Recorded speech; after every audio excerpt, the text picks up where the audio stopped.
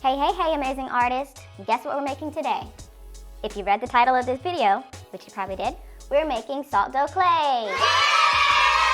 The main ingredient you'll need for this project is 2 cups of flour, 1 cup of salt, 1 cup of water, a mixing bowl, a mixing spoon, and something like a piece of plastic or a trash bag that you can set everything on top of to prevent a mess on your table or whatever surface you're working on in your home. Okay, so let's get started.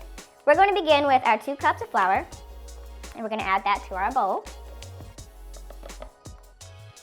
And next we'll take 1 cup of salt, add that to our bowl. Let me just say these measurements make a large batch. I've already made a batch yesterday. So this is good to make if you have siblings or other people in your house that would like to use the dough as well. If you do want to make a smaller batch, you can use the measurements that are shown on the screen. Okay, so now we have our dry ingredients. We're going to mix them together.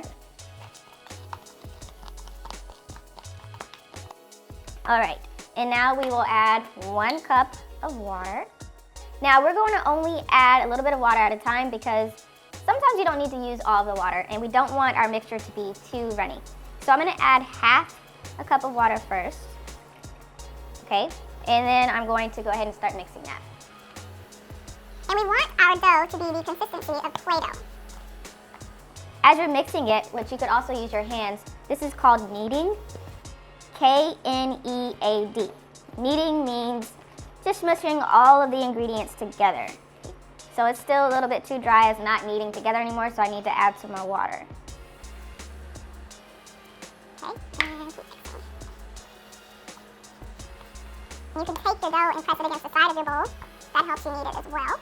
Now at some point, you can take your dough out of the bowl and continue kneading it on a surface. If you don't have plastic, you can use a cardboard surface like maybe an old cereal box or just a piece of cardboard that you do have at home. But plastic bags work just as well. So I'm gonna take the mixture out. And I'm wearing gloves because I'm going to add food coloring to mine, which is totally optional. If you have paint or food coloring at home and you want to have colored clay, that's an option. So right now this is pretty sticky. So if you find that your dough is pretty sticky, you need to add more flour. If your dough is too dry, you need to add a little bit of water. So make sure you have those ingredients on hand. So I'm gonna add some flour and also add some flour onto your surface that you're working on, and that'll help you mix in the flour, okay? And you just want to roll it and knead it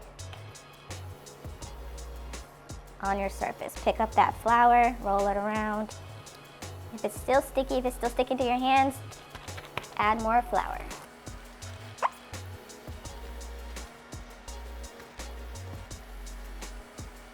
The natural heat from your hands also helps mix the dough together as well. I'd say that's good. So I'm not gonna use all of this at once, so I'm gonna put some of it in this bowl. And now this is optional. If you have paint or if you have food coloring at home, you can make colored clay. I'm gonna roll into a sphere. See, I'm rolling between my hands, back and forth in the palms. Okay, and then I'm gonna push down just to make a little bitty valley. And then I'm gonna take not too much food coloring. And this is why I'm wearing gloves, because food coloring can stain. So make sure that you ask a parent before you do this. If you have paint, you could also just drop a few drops of paint inside of here as well. 2 drops of food coloring, of blue. And I'm going to mix that in, okay? And you see how my hands don't have a lot of food coloring on it? It's because I'm trying to make sure it stays in the dough. So whenever I add the food coloring or paint, whatever you're using, try to keep it inside of the dough as much as possible by creating that little pocket. Instead, if you want to add more color, you can. You should be able to roll it around in your hands without it sticking to your hand or leaving any residue on your hands. Now I have blue and red dough. There's a few techniques I want to talk about. The first technique I'll go over is turning our dough into a slab. You're going to begin by rolling your dough into a sphere. And it's not going to be perfect, but you can get it pretty close, okay? And then you could take it and smush it between your hands, almost like you're making a cookie. And you want it to be about the width of a cookie. Okay. If you have a rolling pin, which this is optional, you can roll your dough out to flatten it as well into a slab. sometimes it sticks to the rolling pin, so you just gotta make sure you have, and stuff like that happens, you just gotta make sure you have flour, extra flour on hand as well. When you have a slab, you can cut shapes out of it, add textures to it. These are clay tools, but if you don't have these on hand, you could use a plastic knife with the permission of a parent or guardian, or anything that'll allow you to cut through your dough. So I have this clay knife on hand, so I'm just going to cut through, and it separates it like that. You can cut out shapes. If you have old bottle caps, remember I said to save bottle caps? You can cut shapes out. And then you've got a shape.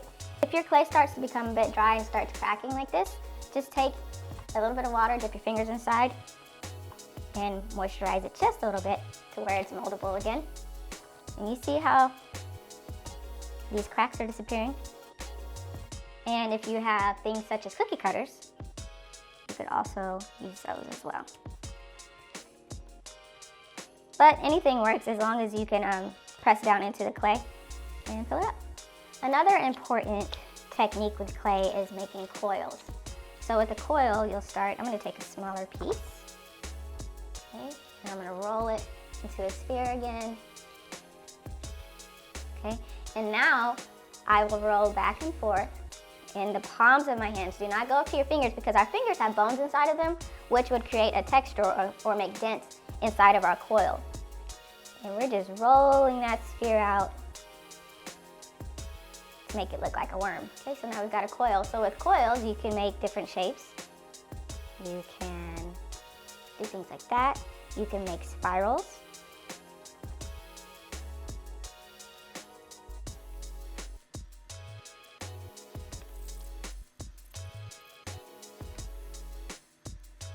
And the last thing I would like to show you is how to make marbled clay. Get two different colors, and you put them together like this. Okay, roll it into a coil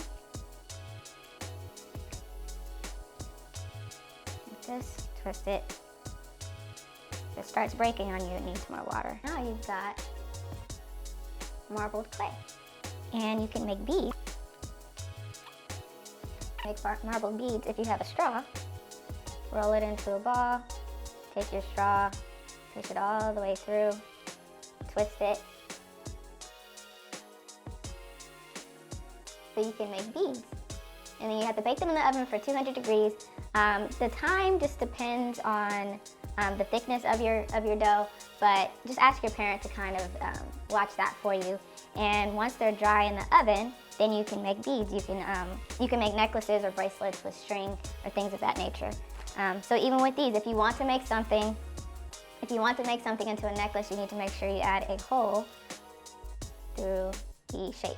So you can see, if you work in a humid environment or if you work outside, your dough is going to start to melt. So make sure you have extra flour on hand, or work in a room that is really cool so that it doesn't melt like mine is melting. My heart is this, yeah, it doesn't work. But, or as soon as you're done, if you want to put it in the oven, you have to ask a parent. Or if you want it to air dry, just make sure it's not in a humid environment. But it is able to dry on its own in the air, so it's just up to you. I'd love to see what you create with your salt dough. There's so many different things you can do with this, and honestly, if you just explore with it, you never know what you can create. I can't wait to see your creations, and I hope you have fun with this. I'll see you next time. Bye!